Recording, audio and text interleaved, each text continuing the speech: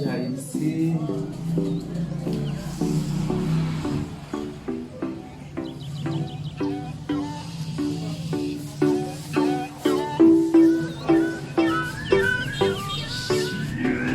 Qui monte qui peut ça c'est moi. Qui fonctionne qui peut ça si elle-même. Chef ça je te dis là. Pas moche.